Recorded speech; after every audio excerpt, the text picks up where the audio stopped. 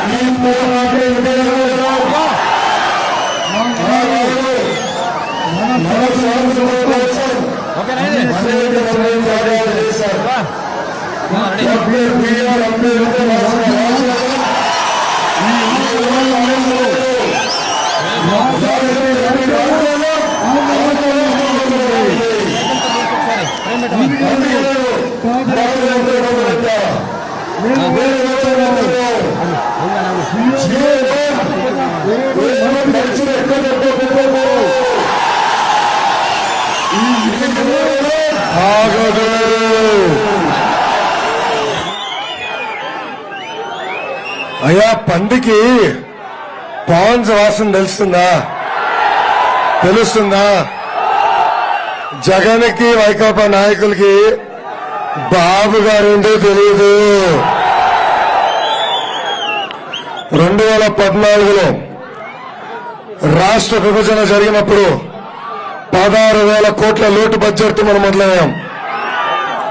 16,000 కోట్ల లోటు బడ్జెట్ ఉన్న మన యువకులకి 6 లక్షల ఉద్యోగాలు కల్పించింది మన నాయకుడు చంద్రబాబు నాయుడు గారు.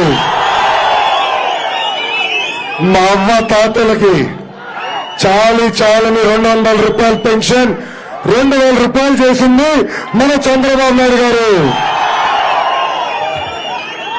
మా అక్క చెల్లెళ్ళకి, పెద్దమ్మ చిన్నమ్మలకి 20,000 కోట్ల రూపాయలు ఖర్చు పెట్టి పసుపు కుంకం కూడా చేసిన ఘనత మన చంద్రబాబుదే.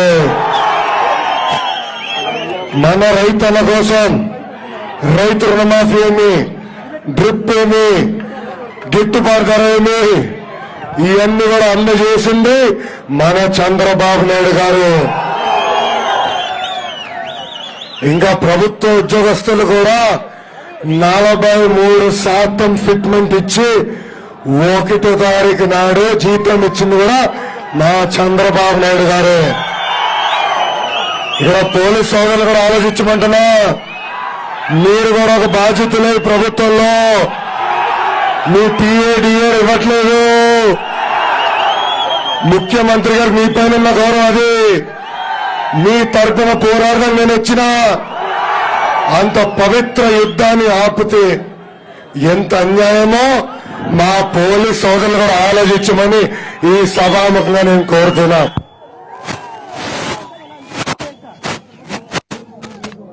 వ్యక్తి జగన్మోహన్ రెడ్డి. చంద్రబాబు నాయుడు గారు ముఖ్యమంత్రిగా ఉన్నప్పుడు అభివృద్ధి వికేంద్రీకరణ చేసి చూపించారు. మన రాయలసీమకి Kia, TCL, hero, Apollo tyres, Zoho, Foxconn, Celkon, Dixon లాంటి అనేక పరిశ్రమలు తీసుకొచ్చారు. కానీ ఆనాడు జగన్ రెడ్డి పాదయాత్ర చేస్తూ అవా తాత, పెద్దమ్మ, చిన్నమ్మ, ఒక్క ఛాన్స్ అమ్మా, ఒక్క అవకాశం అమ్మా ప్లీజ్ ఇట్లా అడిగి ముఖ్యమంత్రి అయ్యారు. ఆయన ముఖ్యమంత్రి అయిన తర్వాత నోరు తెరిస్తేనే అబద్ధాలు.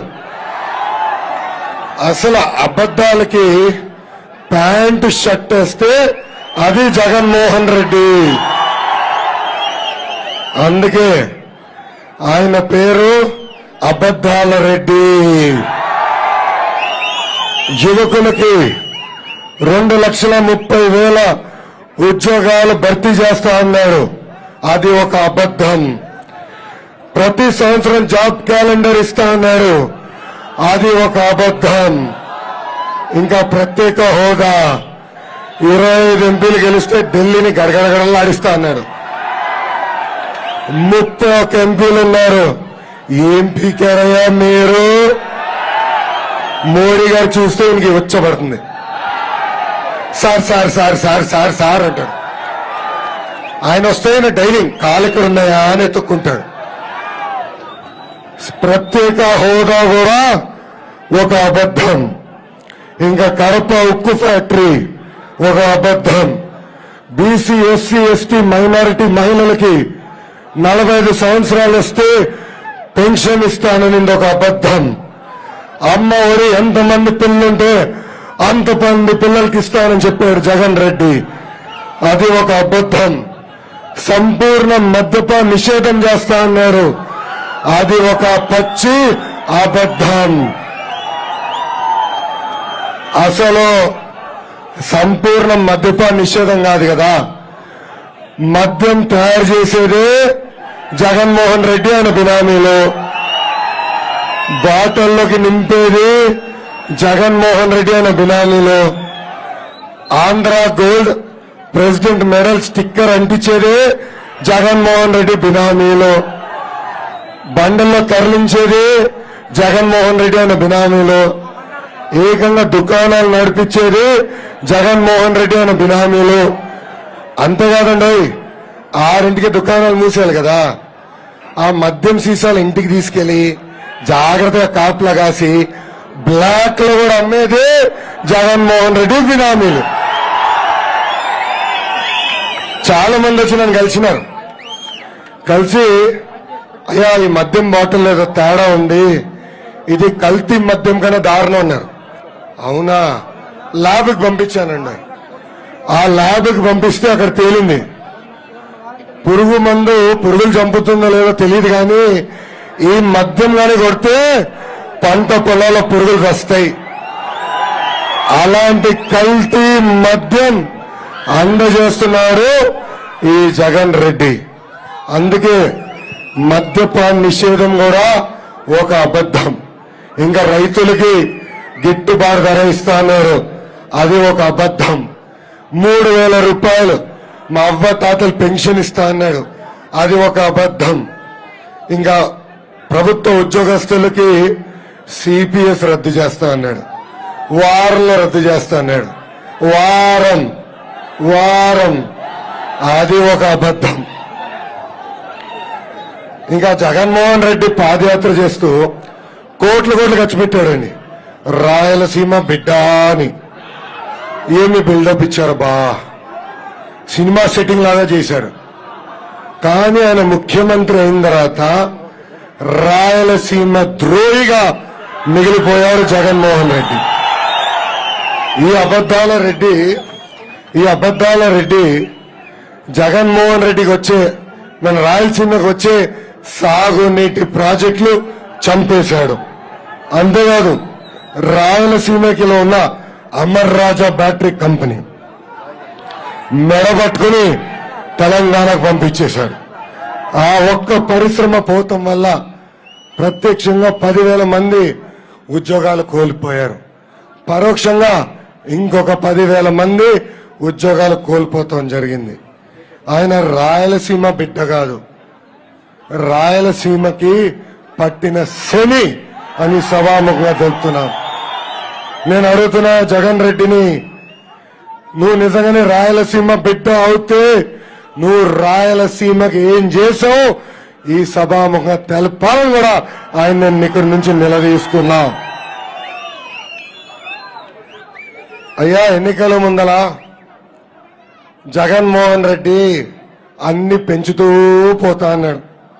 అందరూ అనుకున్నాం చంద్రన్న బీమా పెంచుతాడేమో, పసుపు కుంకుమ పెంచుతాడేమో, పండగలిగిచ్చే కానుకలు పెంచుతాడేమో, రైతు రుణమాఫీ పెంచుతాడేమో అనుకున్నాం. కానీ పెంచాడు తల్లి.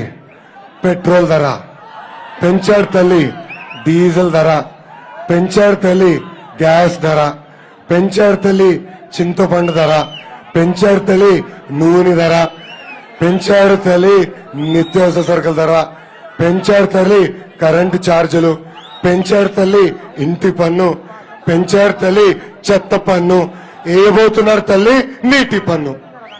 ఇది ఆయన పెంచుతూ పోతున్నాడమ్మా. ఇంకా చివరిగా ఈ పీల్చే గాలికి కూడా ట్యాక్స్ వేస్తాడేమో. వాలంటీర్లు ఇంటికి వస్తారు, ఊదండి అంటారు, ఉఫ్ అని ఊదుతాం, అమ్మో ఇంత గాలి పీల్చుతున్నారా, ఇదిగో దానికి ఒక ట్యాక్స్. అంతే కదా మిగిలింది. ఇంకా గాలికి కూడా ఒక ట్యాక్స్ వేస్తాడు. మొన్న ఒక సాక్షి జీతగాడు ఉన్నాడు, పవర్ బ్రోకర్ సలహాదారుడు, సజ్జల ఆయన పేరు. ఆయనే బహుశా ఫోన్ చేసి ఉంటాడు ఈ డిఎస్పీ గారికి, లొకేషన్ ఆపండి అని.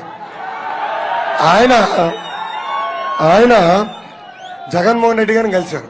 కలిసి సార్ ప్రజలందరూ అడుగుతున్నారు మనం ఏం పీకాము అని. అప్పుడు జగన్ రెడ్డి గారు చెప్పారు, చెప్పండి బా, అన్న క్యాంటీన్ పీకాము, 6 లక్షల పెన్షన్లు పీకాము, చంద్రన్న బీమా పీకాము, పండుగ కానుకలు పీకాము, ఉద్యోగాల కంపెనీలు పీకాము, ఇంకా మా బీసీ సోదరులకి స్థానిక సంస్థ రిజర్వేషన్లు కూడా పీకామని చెప్పండి అయ్యా అని చెప్పారు. అవునా కాదా తమ్ముడు? బాగా పీకాడు కదా జగన్ రెడ్డి. పాదయాత్ర ప్రారంభించే ముందల ఒక వైకాపా నాయకుడు వచ్చి నన్ను కలిశాడు. ఆయన అడిగా, ఎలా ఉంది జగన్మోహన్ రెడ్డి పరిపాలన అంటే, సార్ అన్నిట్లో నంబర్ 1 అన్నాడు. వామ్మో దేంట్లో సార్ అంటే చెప్పాడు, అయ్యా గంజాయిలో మేము నంబర్ 1, డ్రగ్స్ లో మేము నంబర్ 1, మహిళలపైన జరుగుతున్న దాడుల్లో మేము నంబర్ 1, ఇంకా చివరిగా అప్పుల్లో కూడా మేము నంబర్ 1 సార్. అలా ఉంది ఈ వైకాపా నాయకుల పరిస్థితి. ఇక్కడున్న ప్రజలను అడుగుతున్నా, హూ కిల్డ్ బాబాయ్? బాబాయ్ని చంపింది ఎవరు? బాబాయ్ని చంపింది ఎవరు? జగన్ కిల్డ్ బాబాయ్. అవునా కదా? పాపం వివేక గారు చాలా మంచి వ్యక్తి. అలాంటి మంచి వ్యక్తిని గడ్డపారు తీసుకుని సుపారీ ఇచ్చి, ఈ గడ్డపారు తీసుకోండి మా బాబాయ్ని చంపండి అని చెప్పే పరిస్థితికి వచ్చాడు జగన్ రెడ్డి. అందుకే సిబిఐలు అవినాష్ రెడ్డిని రా రా రా అని పిలుస్తున్నారు. జగన్మోహన్ రెడ్డి పరుగు ఢిల్లీకి వెళ్ళాడు, పరుగు ఢిల్లీకి వెళ్ళాడు. ఆ కాల్ డేటా చూసాం కదా, ఎవరెవరికి ఫోన్లు వచ్చినాయో చూసాం కదా. అమ్మా సొంత బాబాయ్ని చంపినోడిని ఏమంటాం? క్రిమినల్. క్రిమినల్. తల్లి చెల్లిని మెడబట్టుకుని బయటికి గెంటేసినాడు ఏమంటాం? క్రిమినల్. క్రిమినల్. ప్రజల్ని వేధించోడిని ఏమంటాం? క్రిమినల్. అమ్మా క్రిమినల్ ఒంటరికి వస్తాడు, మీరు ఎప్పుడు చూసారా? హంతకుడు ఒకడే వస్తాడు, అర్ధరాత్రి వస్తాడు. అది జగన్మోహన్ రెడ్డి పరిస్థితి. మన ఊర్లో వచ్చాడు ఇంకో పరదాలు కడతారు, ఇటు పరదాలు ఇటు పరదాలు. అలాంటి క్రిమినల్ ఆంధ్ర రాష్ట్రంలో ప్రతి జిల్లాకి ఒక క్రిమినల్ తయారు చేశారమ్మా. మన జిల్లాకి వచ్చే గల ఆ క్రిమినల్ పేరు పెద్దిరెడ్డి. జిల్లాలో ఏ స్కామ్ జరిగినా దానిపైన పేరు పెద్దిరెడ్డి. అంతేకాదు విచిత్రం ఏంటంటే వీరప్పన్కి మారు పేరు పెద్దిరెడ్డి అని వైకాపా నాయకులు అంటున్నారు. ఆ పెద్దిరెడ్డికి మన నియోజకవర్గంలో బినామీ ఉన్నాడండి. ఆయన పేరే ఇక్కడున్న ఎమ్మెల్యే ఎంఎస్ బాబు గారు. ఎంఎస్ బాబు గారి పరిపాలనలో అభివృద్ధి నిల్లు, అవినీతి ఫుల్. ఇక్కడ వస్తున్న కుర్రాడు చెప్పాడు, ఆధారాలు చూపించాడు.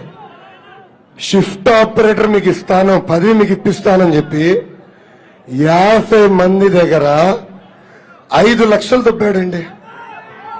ఎమ్మెల్యే ఒక్కరు కూడా ఉద్యోగం ఇలా ఆధారాలు కూడా ఇచ్చాడు ఆ పిల్లోడు నాకు. ఇంకా బంగారుపాలెం మండలంలో 3 అక్రమ క్వారీలు చేస్తున్నాడండి ఎమ్మెల్యే. ఇంకా పూతలపట్టులో పెద్దిరెడ్డి బినామీ శ్రీకాంత్ రెడ్డి ఇక్కడ పెద్ద ఎత్తున ఇసుక దందా చేసి బెంగళూరు పంపిస్తున్నాడు. ఆయన ఇంకో బినామీ ఆనందరెడ్డి గంగాధర్ నెల్లూరులో కల్తీ మద్యం తయారు చేసి ఇక్కడ పూతలపట్టు నియోజకవర్గం పేద ప్రజలు జీవితాలతో చెలగాటం ఆడుతున్నాడు.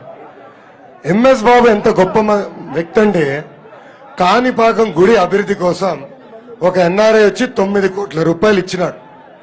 అప్పుడు ఆయన చెప్పినాడు, దేవుడి సంగతి పర్లేదు కానీ ఆ 9 కోట్ల 10% వాటా నాకు ఇయ్య బాగా అడిగాడు. అంటే దేవుడి దగ్గర కూడా డబ్బులు కొట్టేసానికి వీళ్ళు ప్రయత్నిస్తున్నారు. పూతల పట్టుకి సాగునీరు అందించడానికి చామంతి రిజర్వాయర్ ప్రాజెక్ట్ పూర్తి చేస్తా అన్నారు ఎమ్మెల్యే గారు. చేసినారా? పనులు ప్రారంభించినారా? కనీసం జియో ఇప్పించినారా? లేదు. అందుకైనా చాలా సమస్యలున్నాయి. రైతులు బాగా ఇబ్బంది పడుతున్నారు మన నియోజకవర్గంలో. మామిడికాయ రైతులకి గిట్టుబాటు ధర లేక చాలా ఇబ్బంది పడుతున్నారు. గతంలో ఈ సమస్య వచ్చినప్పుడు బాబు గారు ప్రత్యేకంగా ₹2 కిలోకి అదనంగా మద్దతు ధర ప్రకటించారు. అంతేకాదు ఈ మామిడికాయల ప్రాసెసింగ్ యూనిట్ యజమాని పిలిచి మీరు కూడా అదనంగా ₹2 ఇవ్వాలని బలవంతం చేసి ఇచ్చిన ఘనత మన నాయకుడు చంద్రబాబు నాయుడు గారు. ఇంకో పక్కన మనకి ఏనుగుల సమస్య విపరీతంగా ఉన్నాయి. అవునా కాదా? ఏం తోటేసినా ఏనుగులు సరాసరి వస్తున్నాయి. గతంలో బాబు గారు ముఖ్యమంత్రిగా ఉన్నప్పుడు ట్రెంచులు తవ్వాం, సోలార్ ఫెన్సులు వేసాం. ఆ పనులు మళ్ళీ ప్రారంభిస్తాం. మన అధికారంలోకి వస్తున్నాం, రైతుల్ని ఆదుకుంటామని కూడా ఈ సభాముఖంగా తెలుపుతున్నాం. అమ్మా, బాబు గారు ఆనాడు చెప్పారు, పాలిచ్చే ఆవును మర్చిపోయి తన్నే గేదెను తెచ్చుకునేవాడిని. అవునా కదా? ఇప్పుడు పరిస్థితి అలానే ఉంది కదా, బాగా తంతున్నాడు కదా. అవునా కదా? అందుకే మళ్ళీ చెప్తున్నా, ఇక్కడున్న ఎమ్మెల్యే ఎంఎస్ బాబు పని అయిపోయింది. పెద్దిరెడ్డి పని అయిపోయింది. అబద్దాల రెడ్డి పని అయిపోయింది. మళ్ళీ మన నియోజకవర్గం అభివృద్ధి చెందాలన్నా, రైతుల్ని ఆదుకోవాలన్నా, యువకులకి ఉద్యోగాలు రావాలన్నా, మా మహిళలకి నిత్యావసర సరుకుల ధరలు తగ్గాలన్నా సైకో పోవాలి,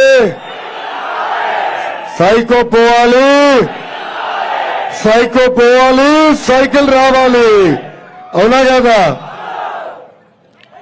ఇక్కడున్న వైకాపా నాయకులు కూడా నా విజ్ఞప్తి, మనందరం ఒకే రాష్ట్రంలో బతకాలండి. 2014 నుంచి 2019 వరకు ఈనాడు మేము మీ పైన దొంగ కేసులు పెట్టలా. మీ నాయకుడు పాదయాత్ర చేయాలంటే మేము ఏనాడు ఆపలా. ఇంత చిన్న వీధి కాదు కదా, ఇంత చిన్న వీధిలో కూడా సభలు పెట్టినాడు. ఈనాడు మేము ఆపలా. ఇన్ఫాక్ట్ Z+ సెక్యూరిటీ ఇచ్చినాం. ఎంత సెక్యూరిటీ కావాలంటే అంత సెక్యూరిటీ ఇచ్చినాం. మళ్ళీ మీరు ఎందుకండి మమ్మల్ని ఆపుతున్నారు? ఎందుకండి మా కార్యకర్తల మీద కేసు పెడుతున్నారు? ఎందుకు? ఎస్, విశ్వవిఖ్యాత నట సార్వభౌమ స్వర్గశ్రీ నందమూరి తారక రామారావు గారు మా దేవుడు. అవునండి, చంద్రబాబు నాయుడు గారు రాముడు, కానీ నేను మటుకు మూర్ఖుడిని. తోలు తీస్తా, అందరి పేర్లు రాసుకుంటున్నా. ఏ అధికారులైతే చట్టం ఉల్లంఘించి రాజారెడ్డి రాజ్యాంగం అమలు చేస్తున్నారో మీ పేరు కూడా రాసుకోవాల్సి వస్తుంది స్వామి. ఎందుకు? ఇది 8వ రోజు పాదయాత్ర, శాంతియుతంగా నడుస్తున్న పాదయాత్ర. ఒక అద్దం పగల్లా, ఒక పూల తొట్టు ఎరగల. కానీ మీరు మమ్మల్ని ఇట్లా ఆపితే రేపు ఉద్యమిస్తాం.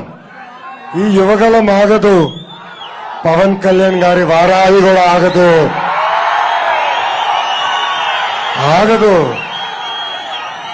ఆగదు. దయచేసి మనం కలిసికట్టుగా మన రాష్ట్రాన్ని అభివృద్ధి చేసుకుందాం. మాకు అడ్డం రావద్దండి.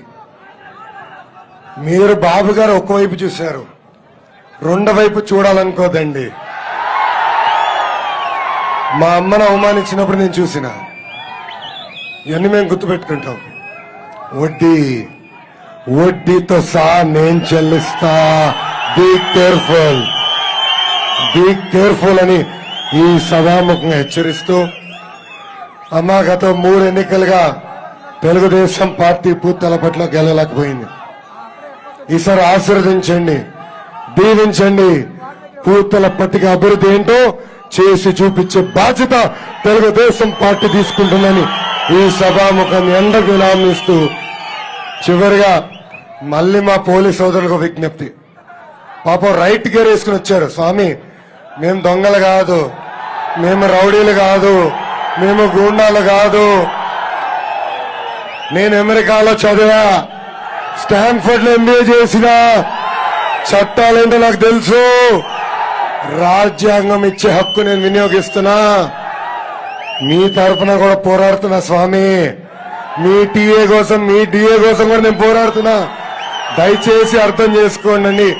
ఈ సభాముఖంగా పోలీసు సోదరులు కూడా నేను విజ్ఞప్తి చేస్తూ, నాకు ఈ అవకాశం ఇచ్చిన పూతల ప్రజలందరికీ పేరు పేరున నా హృదయపూర్వక ధన్యవాదాలు తెలుపుకుంటూ, అడుగడుగున ఇబ్బంది పెట్టినా, రోడ్లు ఆపినా ఏం భయపడకుండా ఈ సమావేశానికి వచ్చిన మీ అందరికీ పాదాభివందనం తెలుపుకుంటూ నేను సెలవు తీసుకుంటున్నా. జోహార్ అన్న ఎన్టీఆర్, జోహార్ అన్న ఎన్టీఆర్. చంద్రబాబు నాయుడు గారి నాయకత్వం, చంద్రబాబు నాయుడు గారి నాయకత్వం.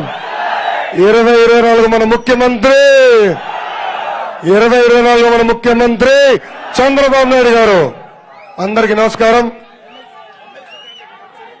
ఇక్కడ మన శ్రీకాంత్ గారు కూడా ఉన్నారు, గ్రాడ్యుయేట్ ఎమ్మెల్సీగా ఇప్పుడు పోటీ చేస్తున్నారు. ఆయన్ని కూడా ఆశీర్వదించండి, దీవించండి.